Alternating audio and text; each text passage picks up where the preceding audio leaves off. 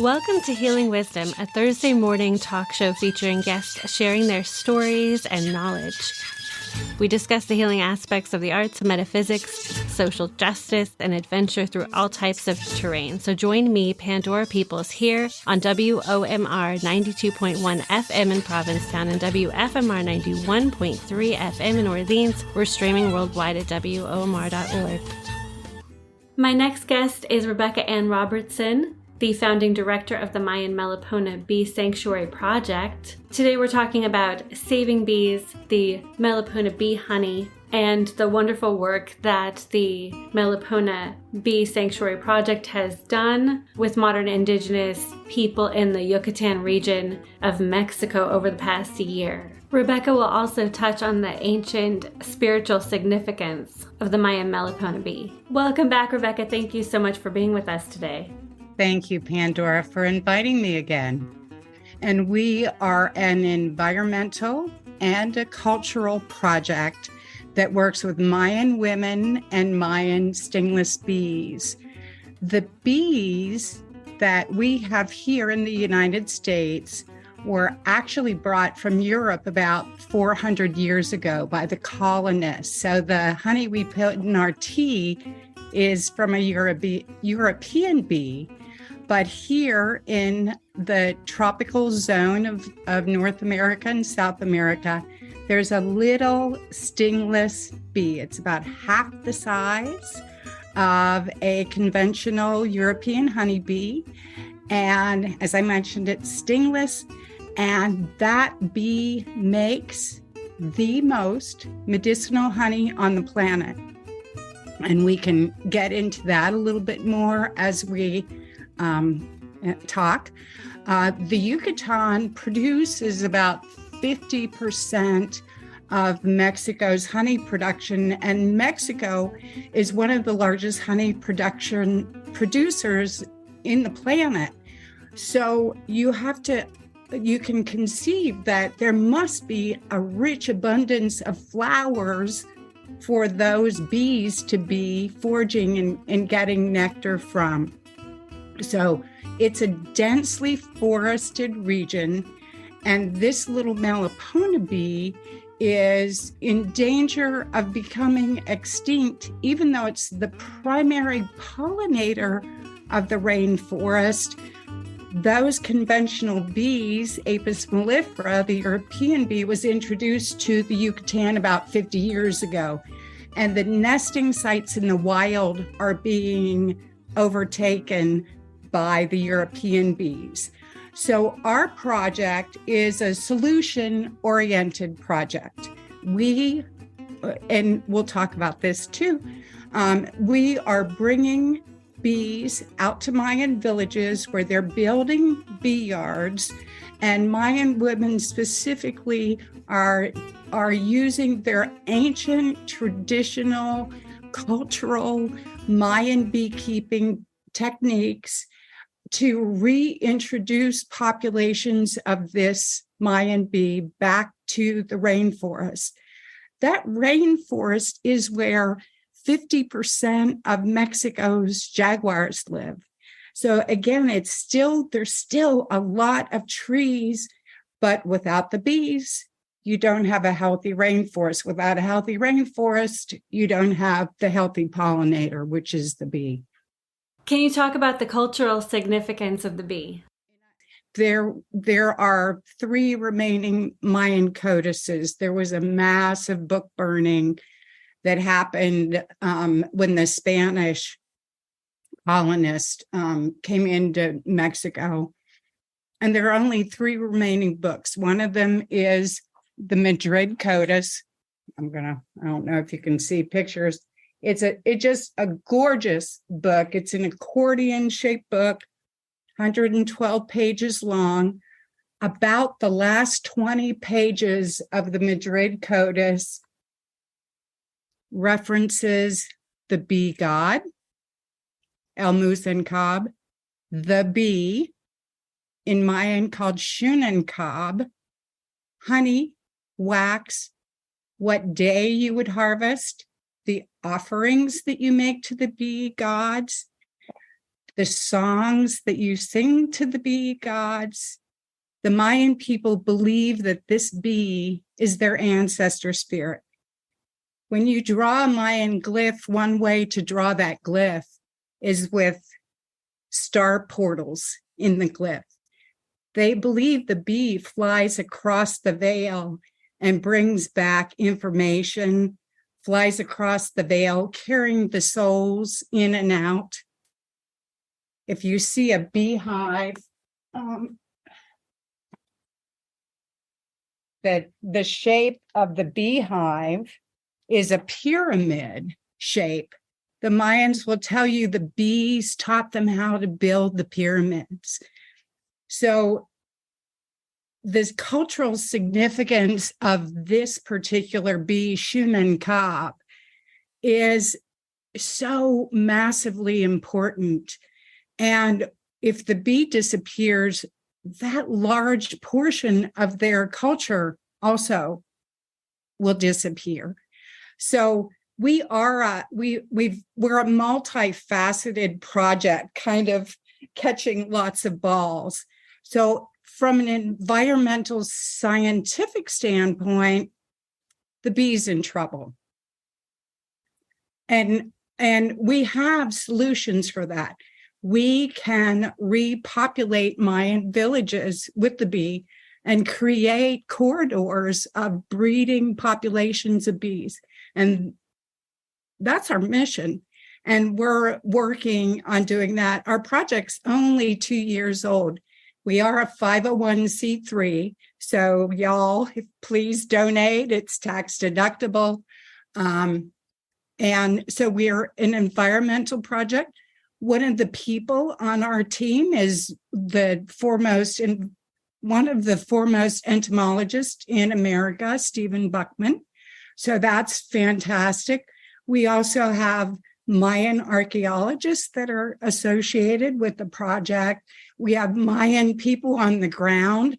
I'm so excited about our next recipient of bees. He's a Mayan man who's a linguist. Duke University was just down there working with him because he can look at the glyphs that are on the archaeological sites and interpret what those glyphs are saying.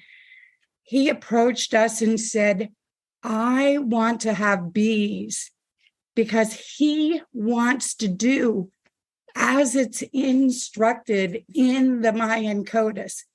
This blows my mind to have a Mayan person with Mayan bees embodying literally the instruction of the ancient book and reporting back. So our goal also, we're environmental, we're cultural. We want to build an education center where we can be the repository of this information, and Alfredo can report back. We would like to have a library that has Mayan songs, all the Mayan words that are related to bees and beekeeping, and the flowers that they harvest in Mayan. That again, the rituals, the days, have it video, have it written, have it in the Mayan glyphs, in the Mayan language, in Spanish, and also in English.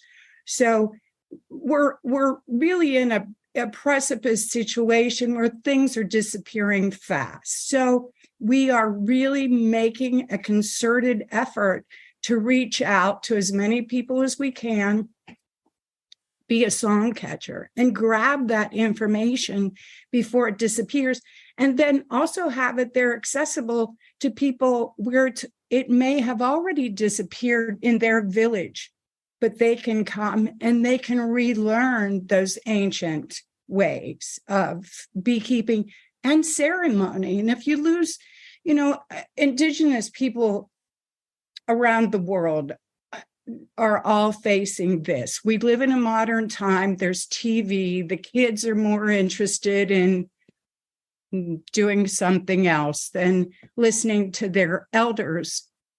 But there are also people there that care about their culture, and they recognize that it's precious. It's very, very precious. And I would also say it's precious to Gaia. Gaia, the relationship between the bee and the trees, it's a 65 million year old love story. So fertility around the world is created through pollination. And that magical alchemy, this my beloved, come to me, sip of my nectar, is magic. And that is what produces our beautiful green world. Talk about the rainforest and the medicinal plants of the rainforest and its connection with the honey. Yeah. So Mexico, it's estimated there are 5,000 medicinal plants. So an interesting thing, I'm holding a little bottle of the stingless bee honey. The bees are foraging on rainforest plants, which are highly medicinal, and also rainforest trees, which are highly medicinal, and rainforest plants, which are highly medicinal. So the nectar itself is very medicinal. It has all of those antis, the antibacterial, antimicrobial, anti-inflammatory. This honey, I don't know if you can see, it's watery, it's runny, and it's from a tropical zone where it's hot. So the bees have also had to figure out how to add an antifungal component. So that makes this honey different from conventional honey. In addition to that, and I don't know if you can see this, the hive, I showed you the picture, is pyramid shaped. Around this pyramid, which this is the brood nest where the eggs are, the bees make honey pots made out of wax and resins from trees. A tree produces a resin because it's trying to heal its wound. So the bees are taking those resins and making little honey pots, and the honey is stored in this honey pot being infused with that resin. So you've got the nectar that's medicinal, and then you've got an infusion of this tree resin as well. So you're double dosing up on your medicinal constituents. The Mayan people maybe don't have access to Western medicine, or don't trust Western medicine, or can't afford Western medicine. This honey is the number one ingredient in Mayan healing remedies. So again, if the bee is lost, all of this medicine also is not available to the Mayan people and to the world. So that's also a really important point to make about these precious, tiny little bees. They only make about 2 pounds of honey a year, versus conventional bees make 50 pounds of honey a year. So little amounts of precious honey. We do sell the honey on our website, MayanMeliponabee.org. We just posted a sales page this week. So as far as I know, we're the only people here in the United States that have the honey available. We built a bee sanctuary that we now have about 45 mother hives in our bee sanctuary. And with that bee sanctuary, as we divide the hives, then we gift those hives out to people in the villages. We've also been able to harvest this year. We took about 15 liters of honey from all of our hives, and that's what we're selling on our website, is the honey from our own bee sanctuary. In what ways is ceremony still a part of modern indigenous people's relationship with nature in the Yucatan? We actually started the project with a Mayan fire ceremony that was conducted by Nana Shuni Jerome. And Shuni is from Guatemala. She is Mayan. And when she heard about the project, it also was a bit of a lock and a key situation for her. Understanding, of course, the ancestor spirit, Shunan Kab, is asking for help. And she, as a ceremonialist, as a Mayan curandera, part of her mission on the planet then is to be in relationship with the bees and conduct the ceremonies again as asked in the Madrid Codex and the other traditions. So we started with a Mayan ceremony and invited people on our board, people from the United States, the local people in Valladolid. And the bee is becoming so rare that many Mexican people and even many Mayan people aren't aware of these bees. So it's also reintroducing the concept to the region, the importance of the Melipona bee. So it's a bit of a magic carpet ride. Lots of people are coming. Lots of people are getting involved.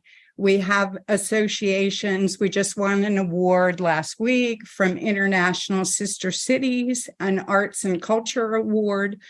The Rotary Club has been fantastic. They have given us grant money. I want to send a strange shout out. There's a woman on Instagram with 66,000 followers, Ariel D. Martinez. And people are following her and finding us. So we are getting lots of orders for the honey through that. And the word is spreading organically. What are the benefits of the Melipona bee honey? It's incredible for wound care. It's proven to cure antibiotic resistant wounds. It's beautiful on your skin. They're now using it in some burn units. The Mayan people use it in their eyes for pink eye, conjunctivitis, glaucoma, dry eyes. It's been reported as well that the honey can clear or soften your pineal gland.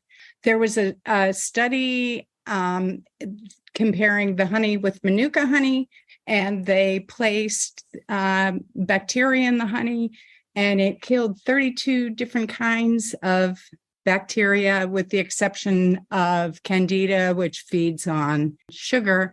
It even killed the staph infection. So again, really incredible medicinal benefits with the honey. Bees are vibrational beings. So they're capturing liquid sunlight, taking it into their body in this alchemical way. And then you have hundreds or thousands of bees sitting on it, vibrating that honey as well. So I love plant medicine. This is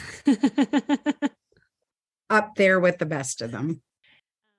You are a student of Lane Redmond, frame drum expert, writer, teacher, historian, and mythologist. She made a connection between drumming and bee ceremony and spirituality that revolved around bees. Can you talk about this history and this connection? Lane would say the sound behind sound, the unstruck sound, is the sound of bees, and that's the sound of the universe. So that vibration perhaps is aligned with the heart chakra, And one thing that you'll universally that happens when you are near bees, because they're a superorganism, they aren't individual people. It's individual people. It's a hive. So you literally stand in their body. And that vibration then is vibrating your cells to health and vibrating your heart. And their vibration is the vibration of the heart. So you fall in love. Ask any beekeeper. They are wildly in love with their bees. And that is one reason why ancient culture, and I'm going to hold that picture. This is kind of wild. This is a bee shaman. You can see the bee head you can tell the vibration with mushrooms all over the bee's body. In the Maya lands, the mushrooms of Maria Sabina would be held in a container with the Melipona honey. So there's also that marriage, that the honey is used ceremonially.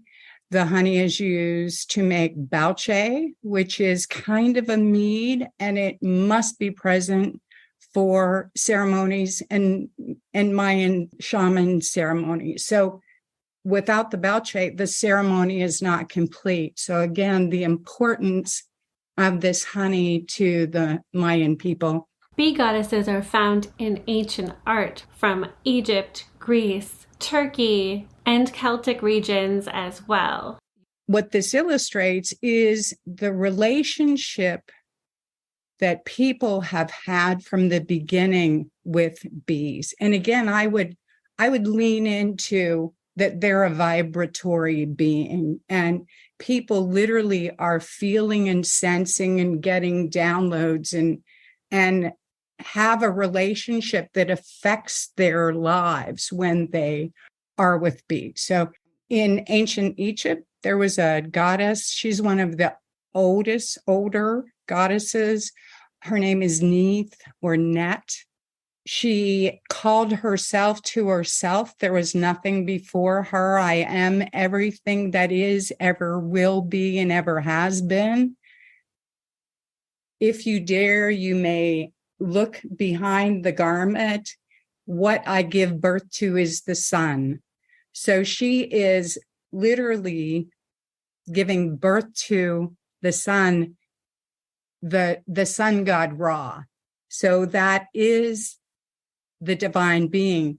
As Ra cried, his tears became honeybees. She called herself to herself, turned into a bee. She flew to Sais, which was the capital of Lower Egypt at that time. They built a temple for her there. That temple is the first known college, and it was a college of women. It was a college for midwifery and healing. It was called the House of the Bee. So again, the significance of bees and the recognition of the divinity of bees has been here on the planet for a long time. The drum was used to get people into an altered state of consciousness in temples and ancient temples. There are many depictions of women processing, carrying the frame drum. Quite often, the goddesses of those temples were bee goddesses. So, for instance, Artemis, when you see her statues, she's depicted with bees up the side of her leg and across her waist. And her priestesses are known as Melissa, which it translates to bee. So the Melissas are bee priestesses. Famously, the Oracle of Delphi. Delphi was the daughter of Gaia, is Pythia, and Pythia was the first oracle of Delphi. And then the priestesses of Delphi who rendered the oracles were also known as Melissa. the bee. So this relationship of ancient temples and the bee and goddesses in particular, and the oracular tradition and drumming, it's all interwoven in a beautiful tapestry. Thank you so much, Rebecca Ann Robertson, founding director of the Mayan Melipona Bee Sanctuary Project. Folks can order honey and support the project in other ways at mayanmeliponabee.org. You've been listening to Healing Wisdom at Outermost Radio. All of our shows are podcasts at WOMR.org. Also check out healingwisdomradioshow.com and contact me at pandora@WOMR.org.